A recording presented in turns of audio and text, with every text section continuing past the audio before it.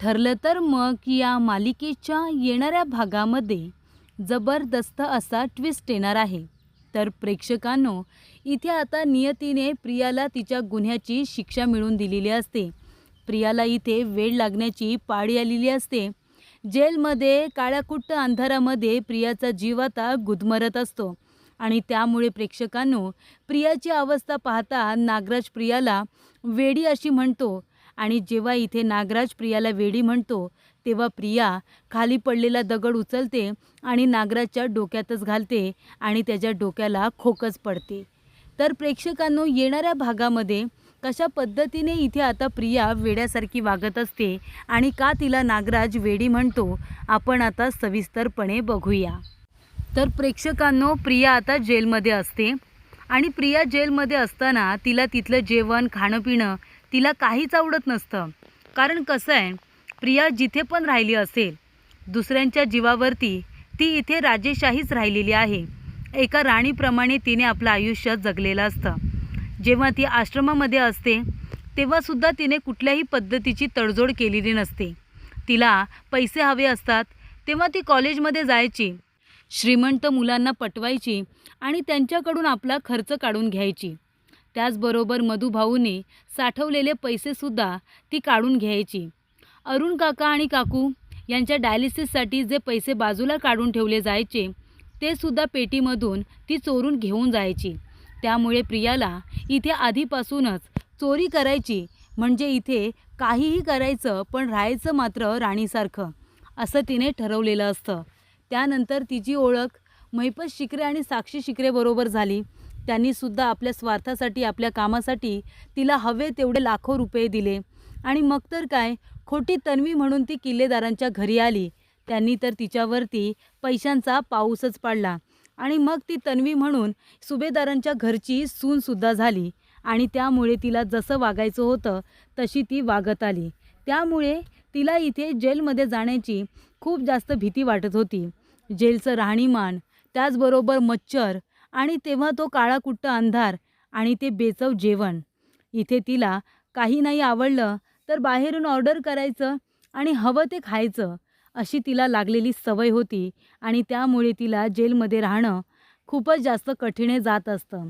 जेव्हा तिथे ज्या आता हवालदार मॅडम असतात त्या तिच्यासाठी जेवणाचं ताट घेऊन येतात. ती म्हणते, मला जेवायला नको आहे. ती म्हणते, का गं, का तुला जेवायला नको आहे? तुझ्यासाठी काही बाहेरून चांगला डबा येणार आहे का? ती म्हणते, माझा नवरा अश्विन येईल. अश्विन माझ्याशिवाय नाही राहणार. तो माझ्यासाठी घरून डबा घेऊन येईल, नाहीतर तो माझ्यासाठी बाहेरून काहीतरी ऑर्डर करेल आणि तो येईल इथे. जेव्हा अश्विन इथे येईल तो मला त्याच्या हाताने भरवेल ना, तेव्हाच मी खाईन. तोपर्यंत मी उपाशी राहीन. खाईन तर तुपाशी, नाहीतर उपाशी, असं इथे प्रिया आता जेलमध्ये सुद्धा करत असते. आता करावं तर करावं काय, ही मुलगी काही कुणाचं काही ऐकायलाच तयार नाही आहे. आणि तेव्हा इथे आता हवालदार मॅडम अधिकाऱ्यांनी सांगतात, इन्स्पेक्टर सावंतांना सांगतात की प्रिया काही खायला तयार नाही आहे. तेव्हा इथे अर्जुनला फोन करून इन्स्पेक्टर सावंत यांनी सांगितलेलं असतं की प्रियाची मनस्थिती ठीक नाही आहे, ती काही खातपीत नाही आहे. तेव्हा अर्जुन म्हणतो, ते तिचं नाटक आहे, थोडे दिवस जाऊ द्या, तिला काही खायला प्यायला देऊ नका आणि तिला इथे आता डॉक्टरांची ट्रीटमेंटसुद्धा देऊ नका. तिला जसं वागायचं आहे ना तसं वागू दे आणि एक दिवस मी अश्विनला घेऊन येईन. तिला इथे रियालिटी चेक दिल्याशिवाय ती काही सुधारणार नाही आहे. आणि तेव्हा प्रेक्षकांनो, इथे आता अश्विन आणि अर्जुनने डिवोर्स पेपर तयार केलेले असतात आणि आता जेलमध्ये जाऊन प्रियाला भेटायचं आणि तिला डिवोर्स पेपरवरती सह्या करायला सांगायचं, असं आता अर्जुनने अश्विनला सांगितलेलं असतं. त्या अशा खोटाड्या मुलीबरोबर राहण्यापेक्षा आणि तिचं नाव आपल्या नावाबरोबर जोडण्यापेक्षा डिवोर्स देऊन तिला कायमचं आयुष्यातून काढलेलं बरं, असं अश्विनने अर्जुनला सांगितलेलं असतं. तर एका बाजूला अस्मिता आणि इथे चैतन्य दोघेजण बोलत असतात, हसत असतात. तेव्हा इथे अस्मिताला एका कोशातून बाहेर काढण्यासाठी चैतन्य मदत करत असतो आणि चैतन्य अर्जुन अश्विनसारखाच एक तिसरा भाऊ आहे, असं अस्मिताचं नेहमीच म्हणणं असतं आणि तो सुद्धा अश्विन अर्जुनसारखाच इथे अस्मिताला अस्मिताई असं म्हणत असतो. पण हे त्यांचं नातं सचिनच्या मनामध्ये खूपच असतं, कारण सचिनचा खरा चेहरा अस्मिताच्या समोर आल्यानंतर अस्मिता त्याला चांगलंच ओळखते, त्याला इग्नोर करते. अजूनही सचिन हा साक्षीबरोबर राहतो आणि तिच्यासाठी काम करतो ही गोष्ट अस्मिताला समजल्यामुळे ती आता सचिनच्या कुठल्याहीच गोष्टीकडे लक्ष देत नाही आणि त्यामुळे ती स्वतःला त्रास करून घेत नाही. उलट ती प्रत्येक वेळेला सचिनला आता इग्नोरच करत असते.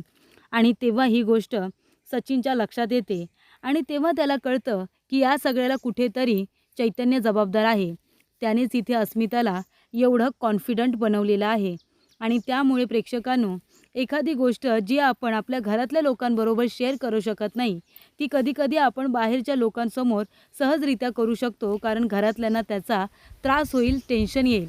तेव्हा त्या प्रत्येक गोष्ट इथे अस्मिताने चैतन्याला सांगितलेली असते आणि म्हणूनच चैतन्य तिला प्रत्येक वेळेला अडचणीतून बाहेर काढत असतो.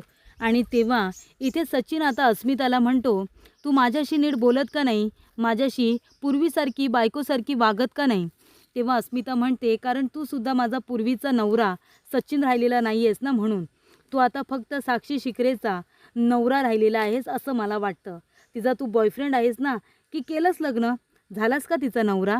तो म्हणत असतो, हे काय बोलतेस तू? असं काही नाही आहे. अस्मिता म्हणते, आधी तू मला खूप मूर्ख बनवलंस आणि आताही मूर्ख बनवण्याचा प्रयत्न करतोयस. पण आता किती आणि काहीही म्हणालस ना, तरीसुद्धा मी मूर्ख बनणार नाही आहे. आधी माझं वेड्यासारखं प्रेम होतं तुझ्यावरती आणि म्हणून मी तुझ्यावरती आंधळेपणाने विश्वास ठेवत होते. तुझ्या प्रत्येक बोलण्याला खरं मानत होते, पण आता नाही. आता तू बोलतोस ते सुद्धा खोटं, वागतोस ते सुद्धा खोटं. आणि तेव्हा इथे माझ्या मुलांना आहे ना, तू आता खेळणं वगैरे सुद्धा आणू नकोस. या हरामाच्या पैशाचं माझ्या मुलाला काही नको, असं अस्मिता त्याला सांगते. आणि तेव्हा तो म्हणतो, का? आता इथे चैतन्य बाळासाठी खेळणी आणतो वाटतं. चैतन्य आहे ना तुझ्याबरोबर, म्हणून तर तुला माझी गरज नाही आहे, बरोबर ना? तेव्हा इथे अस्मिता म्हणते, काय म्हणालास? सचिन म्हणतो, काय चुकीचं म्हणालो गं?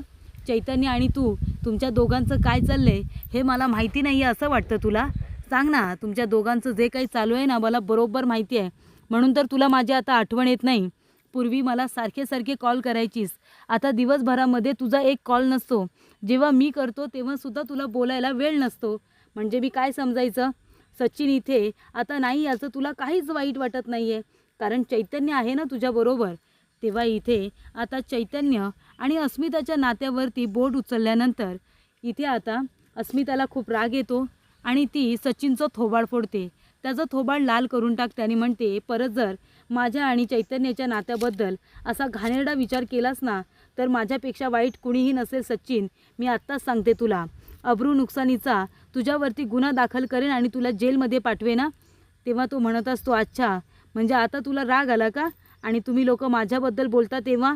तेव्हा अस्मिता म्हणते, तू तसा वागतोस म्हणून तुझ्याबरोबर बोललं जातं. पण मी तशी नसताना जर तू मला बोललास ना, तर माझ्यापेक्षा वाईट कुणी नसेल. कावीळ झालेल्या माणसाला सगळीकडे सगळं पिवळंच दिसतं. स्वतः मूर्खासारखा वागतोस म्हणून मला सुद्धा तसंच समजतोस का? अरे चैतन्य मला लहान भावासारखं आहे. तो मला अस्मिताई म्हणतो आणि हे आमचं नातं हे तुझ्या नजरेमध्ये जर खुपत असेल ना, तर खुपू दे. पण त्याला वाईट साईड बोलण्याचा, त्याच्यावरती शिंतोडे उडवण्याचा सुद्धा तुला अधिकार नाही आहे, असं इथे अस्मिताने त्याला स्पष्ट केलेलं असतं. ही गोष्ट आता अर्जुनने ऐकलेली असते आणि अर्जुनने सचिनबद्दल आता इथे जो मनामध्ये विचार केलेला असतो तो बरोबर आहे की हा माणूस खूप नीच आहे. इथे आता चैतन्याबद्दल आणि अस्मिताबद्दल जी त्याने गरळ ओकलेली असते ना, ती अजिबात आता अर्जुनला मान्य नसते. अर्जुनने सचिनची कॉलर पकडून त्याला बेदम मारलेलं असतं. त्याची चांगली धुलाई केलेली असते आणि त्याला घरातून कायमस्वरूपी धक्के मारून हकलून दिलेलं असतं. आणि तेव्हा प्रेक्षकांनो, अशा रीतीने इथे आता अर्जुनने आपल्या बहिणीचा आत्मसन्मान जपलेला असतो, आपल्या मित्राला न्याय मिळवून दिलेला असतो. आणि मग काय, इथे आता प्रिया ही जेलमध्ये काही खायला प्यायला तयार नसते. तेव्हा अर्जुन आणि अश्विन दोघेजणं तिथे जातात. सायलीसुद्धा त्यांच्याबरोबर असते. तेव्हा प्रिया म्हणते, अश्विन, अश्विन आलास तू? बरं झालं तू इथे आलास. तुझ्याशिवाय मला इथे राहवत नाही आहे रे. बघ ना यांचं जेवण, बघ ना अश्विन, हे बेचव जेवण मी कसं जेवू रे? तुला माहिती आहे ना तुझ्या तन्वीला काय आवडतं? तिला इथे चिकन कढाई, तिला चायनीज, तिला हे असे जेवण आवडतात ना रे, असे फ्लेवर आवडतात तिला. तू माझ्यासाठी काय घेऊन आलास? माझ्यासाठी घरचा डबा आणलास? सायलीच्या हातचं जेवण आणलंस का माझ्यासाठी? आणि मग आईच्या हातचं काय आणलंस? मला त्यांच्या हातचं जेवावंसं वाटतंय रे. अश्विन, जर तू डबा आणला नसशील ना, काहीच हरकत नाही. तू माझ्यासाठी काहीतरी ऑर्डर कर ना. तुझ्या ह्या तन्वीसाठी काहीतरी ऑर्डर कर ना. अश्विन म्हणतो, गप्प बस तू. तुझी ही नाटकं आहेत ना ती आता बंद कर. तुला काय वाटलं गं? तुझ्या या नाटकाला मी पुन्हा भुलेन असं वाटलं तुला? तुला चांगलं-चुंगलं खायला पाहिजे. फक्त चांगलं-चुंगलं खायचं, चांगलं राहायचं, दुसऱ्यांच्या पैशांवरती ऐशोआरामात जगायचं, हे तुझं लाईफस्टाईल होतं ना? आता काय झालं? आता झालं सगळं संपलं? आता काय करशील? कुणाच्या पैशांवरती इथे उड्या मारशील? जेलमध्ये जे लोकं राहतात त्यांच्या? तेव्हा इथे प्रिया म्हणते, "अश्विन असं नको बोलू रे. तू जेव्हा असं बोलतोस ना, तेव्हा मला खूप त्रास होतो. त्या घरामध्ये तूच तर फक्त होतास ना, जो माझ्या बाजूने बोलायचास." तेव्हा अश्विन म्हणतो, "मूर्ख होतो मी. तेव्हा मी खूप मूर्खपणा केला, पण आता मला मूर्ख बनायचं नाही आहे. आता मला माझ्या भविष्याचा आणि माझ्या कुटुंबाच्या भविष्याचा चांगला विचार करायचा आहे. तुझ्यासारखी माणसं असतात ना, जी वाळवीसारखी घराला पोखरत-पोखरत जातात, त्या माणसांपासून मला माझ्या घराला आता मुक्त करायचं आहे आणि म्हणून मी इथे आलो आहे. तुझ्यासाठी डबा घेऊन किंवा तुला बाहेरचं जेवण ऑर्डर करण्यासाठी आलेलो नाही आहे." आणि तेव्हा प्रेक्षकांनो, इथे आता अश्विन काय करतो? अश्विन आता इथे डिवोर्स पेपर घेऊनच आलेला असतो. तो म्हणतो, "हे डिवोर्स पेपर आहेत, त्याच्यावरती आधी सही कर चल. डिवोर्स पेपरवरती सही कर. मला लवकरात लवकर फास्ट ट्रॅकमध्ये तुझ्याजवळ डिवोर्स हवा आहे." तेव्हा प्रिया इथे डिवोर्स पेपर साईन करायला तयार नसते आणि ती डिवोर्स पेपर फाडून टाकते. तेव्हा अश्विन आणि अर्जुन म्हणतात, "आम्हाला माहिती होतं तू असंच काहीतरी करशील, डिवोर्स पेपर फाडून टाकशील. त्यामुळे आता एक काम कर, आता दुसरे डिवोर्स पेपर देतोय, त्याच्यावरतीही मी सह्या केल्यात. त्या डिवोर्स पेपरवरती सही जर नाही केलीस ना, तर आत्ताच्या आत्ता त्या मॅडमला बोलवतो आणि तुझी धुलाई करायला सांगतो. जेलमधला मार माहिती आहे ना कसा असतो ते?" ती म्हणते, "मारा, मारा मला. मला ठार मारून टाका. एक वेळ मला ठार मारा, पण मला ह्या जेलमध्ये राहायचं नाही आहे. इथे मला खूप त्रास होतो. माझ्या अंगावरती काटा येतो. मला इथे राहायचं नाही आहे अश्विन." तेव्हा अश्विन म्हणतो, "का? तुझ्यामुळे, तुझ्या खोट्या साक्षीमुळे मधुभाऊ म्हातारे असतानासुद्धा इथे 2 वर्ष राहिले ना? याच जेलमध्ये ते 2 वर्ष राहिले. कुणामुळे? तुझ्यामुळे. तुझ्यामुळे माझा भाऊ जेलमध्ये गेला विनाकारण. त्याच्यावरती खुनाचा आरोप केलास आणि माझ्या भावाला जेलमध्ये पाठवलंस. माझ्या पूर्ण आजीला त्रास दिलास. माझ्या आई-बाबांना त्रास दिलास. माझ्या इथे माझ्या रविराज काकाला आणि माझ्या आत्याला त्रास दिलास. माझ्या अस्मिताईला प्रेग्नंट असतानासुद्धा त्रास दिलास आणि नंतरसुद्धा त्रास दिलास. मला तर तू जो काही त्रास दिलायस ना, तो मी शब्दामध्ये सुद्धा नाही सांगू शकत. अगं मग आम्हाला जर इतका त्रास होऊ शकतो, तर हा त्रास त्याच्यासमोर काहीच नाही आहे गं. ह्याच्यापेक्षा जास्त त्रास झाला पाहिजे तुला आणि तो होणार. आमच्या सगळ्यांचा तुला श्राप लागणार, बद्दुआ लागणार तुला. याच्यापेक्षासुद्धा तुझी वाईट अवस्था होईल प्रिया. तू जो काही आम्हाला त्रास दिलायस ना, त्याचा तुला त्रास झाल्याशिवाय स्वस्थ बसणार नाही आम्ही. नियती तुला तुझ्या गुन्ह्याची शिक्षा नक्की देईल आणि जेव्हा तू आम्हाला त्रास देऊन हसायचीस ना, तुला त्रास झाल्यानंतर आम्हीसुद्धा हसणार. मी मूर्खपणा केला आणि तुझ्याबरोबर लग्न करून मी तुला माझ्या सोन्यासारख्या घरामध्ये आणलं आणि त्याला काय केलंस तू? सुरुंग लावण्याचा प्रयत्न केलास. जे भाऊ एकमेकांवरती जीव टाकत होते, एकमेकांसाठी जीव द्यायला तयार झाले असते, त्या भावांना तू एकमेकांचं दुश्मन बनवलंस. एकमेकांच्या विरोधात उभं केलंस का? कशासाठी? पैशांसाठी ना? आता बघ, पैसा प्रॉपर्टी तर तुला काहीच मिळालं नाही. मिळाली ती फक्त बद्दुआ. आमच्या लोकांचा जो काही तुला श्राप लागणार आहे ना प्रिया, नियती तुला शिक्षा देईल तेव्हा देईल, पण आम्हीसुद्धा तुला शिक्षा देणार. चल आता डिवोर्स पेपर साईन कर. आणि मग इथे अश्विनने डिवोर्स पेपर आता साईन करून घेतलेले असतात. प्रियाची अवस्था फारच बिकट. तिला असं वाटतं की अश्विन डबा घेऊन येईल, माझ्यासाठी बाहेरून काहीतरी घेऊन येईल. अश्विन घेऊन आलेला असतो ते डिवोर्स पेपर. त्यानंतर इथे प्रियाने आता इथे सही केलेली नसते, पण अश्विन तिच्याकडून सही करून घेतो आणि मग प्रिया सही करते. अश्विन आता तिथून निघून जातो आणि म्हणतो, "हे खाण्याची सुद्धा तुझी लायकी नाही आहे. जेलमध्ये जे भेटते ना, ते गपगुमान खा. तुला वाटेल की अश्विन इथे येईल, तो तुझ्यासाठी वेडा होता, पण आता तो तुझ्यासाठी वेडा नाही आहे. तर तू आता वेडी झालेली आहेस. माझ्या इथे खऱ्या प्रेमाची कदर नाही केलीस ना तू. आता बघ तुझी काय अवस्था होते ते." आणि मग काय प्रेक्षकांनो, इथे आता डिवोर्स पेपरवर साईन केल्यानंतर इथे आता मंगळसूत्र वगैरे सुद्धा अश्विन घेऊन गेलेला असतो. प्रिया इथे वेड्यासारखी वागायला लागलेली असते. काही खात नसते, काही नसते, वेड्यासारखी हसत असते. "अश्विन, अश्विन" असं म्हणत असते. आणि मग इथे शेवटीला नियतीने प्रियाला तिच्या गुन्ह्याची शिक्षा दिलेली असते. प्रियाला वेडं केलेलं असतं. आणि जेव्हा ते सगळे कैदी आता बाहेर येतात ना, सगळे कैदी बाहेर येतात, तेव्हा इथे अंगणामध्ये भेट होते ती नागराजची आणि प्रियाची. नागराज तिच्याजवळ बोलण्याचा प्रयत्न करत असतो, पण इथे प्रिया म्हणत असते, "काका, काका माझा अश्विन कुठे आहे? माझा अश्विन इथे येईल, तो मला घरी घेऊन जाईल. बघा तुम्ही, तो मला चांगलं चुंगलं खायला देईल. माझ्यासाठी आहे ना बाहेरून ऑर्डर करणार आहे, बिर्याणी ऑर्डर करणार आहे, चिकन हंडी ऑर्डर करणार आहे." तेव्हा नागराज म्हणतो, काय गे प्रिया, तुला काय वेड वगैरे लागलं की काय, वेडी झाली आहेस का जरा? तेव्हा इथे नागराज तिला वेडी म्हणाल्यानंतर प्रियाला असा काही राग आलेला असतो की ती दगड उचलते आणि नागराच्या डोक्यामध्ये घालते. नागराच्या डोक्यात दगड घालल्यानंतर त्याच्या डोक्यातून आता रक्त आलेलं असतं. तिने त्याला रक्तबंबाळ करून ठेवलेलं असतं. इथे आता त्या दोघांना भांडताना बघून महिपत तिथून पळून गेलेला असतो. कारण महिपतला जेलमध्ये चांगलं वागून त्याला तिथून आता बाहेर पडायचं असतं. त्यामुळे तो काही आपली इमेज परत डाऊन करायला जात नाही.